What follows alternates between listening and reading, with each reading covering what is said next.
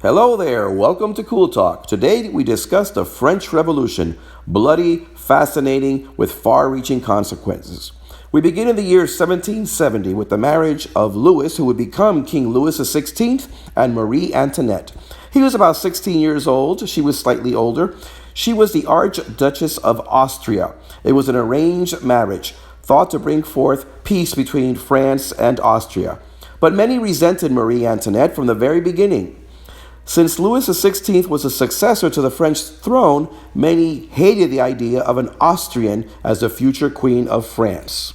Now, Louis and Marie Antoinette loved to party, and if you remember my video on absolutism, you will recall that 60% of the taxes collected in France went towards the maintenance of the Versailles Palace, maintaining its lavish parties and hunting and luxury and lavish meals.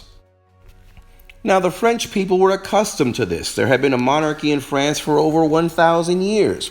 But in the France of the 1770s was a different age. It was the age of Enlightenment. Earlier philosophers like Montesquieu, Voltaire, Rousseau believed in science and reason and that the government should provide for its people. And France was the richest country in Europe. French was a language spoken by educated people across the continent. So, if France was so rich, what happened? Let's start with the social classes. France was divided into three groups, three estates that were represented. The top estate, the first estate, was the clergy, the church, which owned 10% of all the land and yet was only made up by 1/2% of the population. The church paid no taxes. Nothing, zilch, nada. The second estate was the nobility, which also paid very little or no taxes either. Now that left the third estate, everybody else, both businessmen, lawyers, wage earners, farmers, and peasants.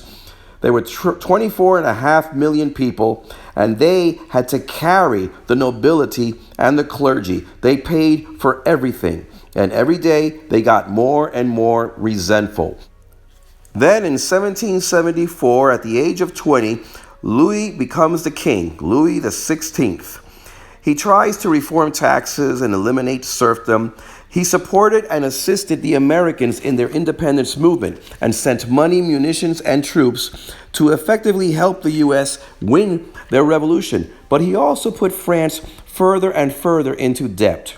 Now, add to that there were hailstorms and harsh weather destroying much of France's crops. Hunger had set in, and riots broke out. Bakers were hung in front of their stores as their bread was stolen. And more the people blamed the aristocracy, especially Marie Antoinette. You may have heard the story that when Marie Antoinette was told that the peasants had no bread, that she said, well, let them eat cake. That story, by the way, is not true, but it might as well have been because people believed it. And you know what they say, perception becomes reality. Well, as the people rebelled, the king couldn't make up his mind as what to do, so he decided to call the Estates General together. Now, the Estates General was mostly an advisory branch of the government, and it hadn't even been called together for over 100 years. But he called them together anyway, and here was the problem. There were three estates, the clergy, the nobility, and of course, everybody else, the peasantry. But each group only got one vote. Well, the third estate, the peasants, resented being outvoted 2-1, especially when there was 24.5 million of them. So they decided to break off and form their own government. And they were even joined by some of the members of the first and second estate. And this new government would be called the National Assembly. The year was 1789, and they were going to write up a new constitution. Now, the king resisted at first, but then he gave in.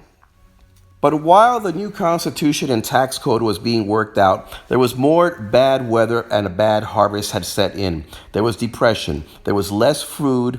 Prices had gone up, unemployment had gone up, and hunger had led to starvation. On July 14, 1789, in Paris, the people decided to storm the Bastille, the fortress, to grab munitions and to release the prisoners that were there. Violence broke out. No munitions were found, and only 7 prisoners were released. But a couple of officers were executed, their heads were cut off and paraded around on pikes. A municipal government was set up in Paris. They refused to pay taxes, destroyed the records in the town hall that reflected their debts, and burned down several manors. New leaders of this new revolution would come up. 2 lawyers, Maximilien Robespierre and Georges Danton, along with the writings of Jean-Paul Marat. Now they called not for more equality, which is what most people wanted. They wanted to eliminate the monarchy altogether, and they led the group of the Jacobins. Many members of the nobility actually joined them, even clergy, and there was a national army formed, a National Guard, with several troops that used to belong to the king. Now, to lead this National Guard, they called upon Marquis de Lafayette, and you could remember Lafayette as the Frenchman who helped George Washington win the American Revolution. And it was Lafayette who helped put together a document, the Declaration of the Rights of Man, guaranteeing equal rights to all men. And he was aided in this by his American friend who was stationed in France at the time, Thomas Jefferson. Yet the peasants were still starving, and 7,000 women, joined by 3,000 other people, started to march to Versailles to demand bread from the king. This was October of 1789, and that thus began the protest.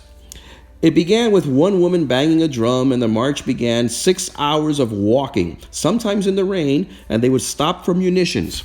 Now the National Guard joined in, and a reluctant Lafayette would lead them. He was trying to get them to turn away, but the guard told Lafayette to either lead them or get out of the way.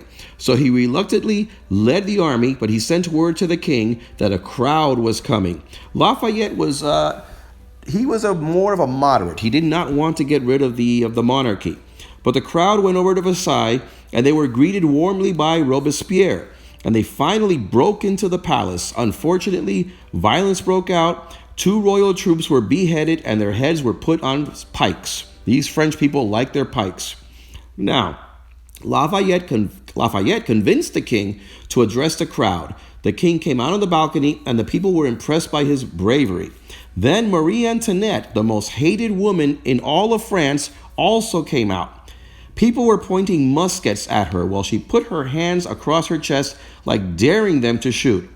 And her bravery silenced the crowd. Lafayette kissed Marie Antoinette's hand, and the crowd calmed down for the moment. Now the royal couple gave out some food and then agreed that they would move to Paris. And King Louis XVI began to work with the National Assembly. But unfortunately, the king and the queen foolishly decided to try to escape France and get help from foreign armies to be reinstated, especially from King Leopold from Austria, the queen's brother. It didn't work out. The king and queen were captured and brought back to Paris, where they were imprisoned, he as a traitor to the revolution. The assembly seized the church's land holdings and sold them off.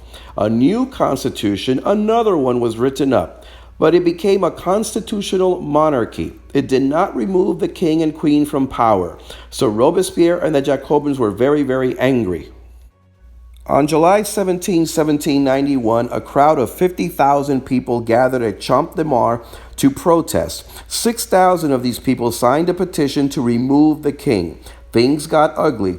2 people were hung. Martial law was declared, and Lafayette and the National Guard came forward to disperse the crowd. Now think about that. The Revolutionary Army was facing the revolutionary crowd. Now the crowd was dispersed, but they came back, led by Georges Danton and others. They began throwing rocks at the National Guard, and the National Guard opened fire. Panic set in as the crowd ran off, leaving behind over a dozen dead and wounded. 200 of the activists were arrested, and now Lafayette, who was a hero to the French, saw his reputation diminished. He continued to lead the army, but feeling threatened by the radicals, he eventually ran off to Austria, where he got arrested. He did over 5 years in prison, one of those years in solitary confinement, until he got released in 1797 by Napoleon Bonaparte. By this point, many nobles had fled France and went to other European countries, taking their money with them. They convinced other rulers to aid in restoring King Louis back to the throne. Other European nations needed little persuasion, since they feared that this new French radical thinking could spread to their countries. So, coalitions were formed across Europe to stop the French revolutionaries. But, as luck would have it, France struck first by attacking Austria in 1792. The National Assembly would become the Legislative Assembly, and Robespierre would rise in power. Now, a new method of execution was implemented, the guillotine. All executions were to be done this way. No more hangings, beheadings by sword, or being drawn and quartered. We are all equal, so all would lose their head to the guillotine.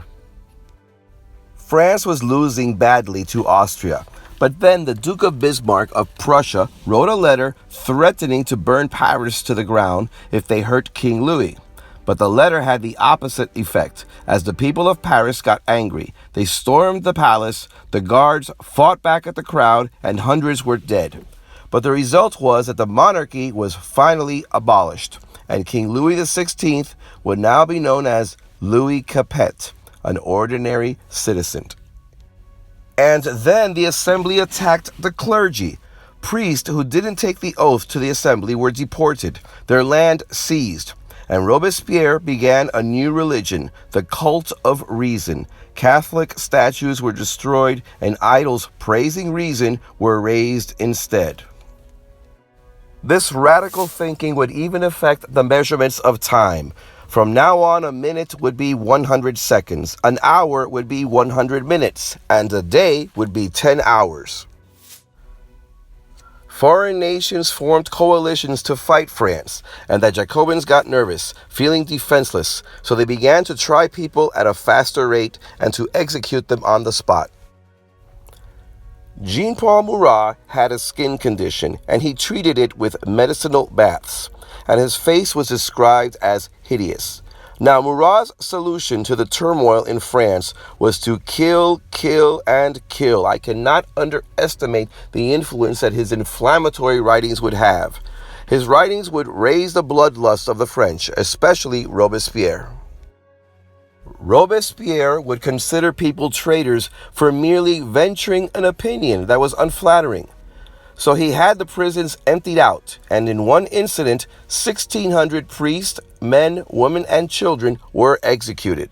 Now, the assembly believed that it was time to get rid of the former King Louis. They decided to take a vote, and 360 said he should be deported, but 361 voted for execution. So by the power of one vote, the king was condemned to the guillotine. He said goodbye to his family and was executed on January 21st, 1793.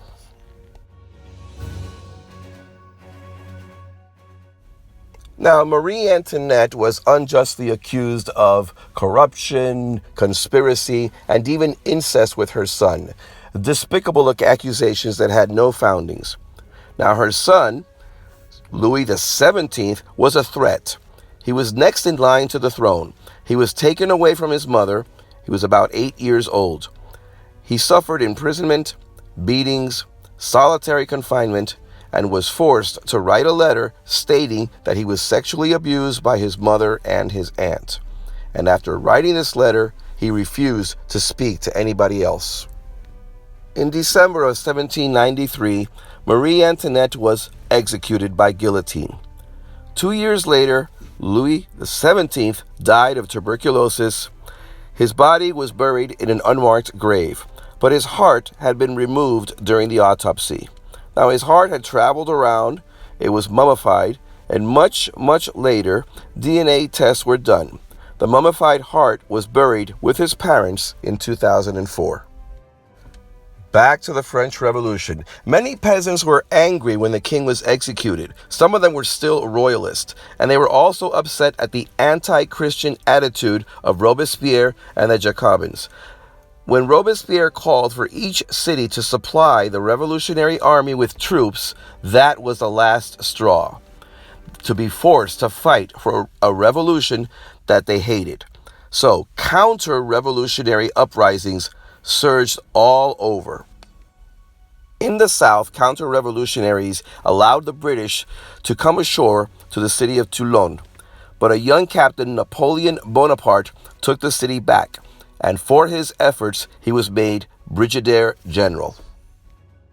Violence escalated. In one incident, a general named Baptiste had thousands of men, women, and children tied to ships that were sunk into the sea. Now Murat began to call for moderate revolutionaries to be executed as well, so Robespierre had the moderates arrested. The radicals took over the assembly. Now one woman, a Charlotte Corday, blamed the violence on Murat's writings. She managed to get into his home and stabbed him while he laid in the bathtub. She was later sent to the guillotine.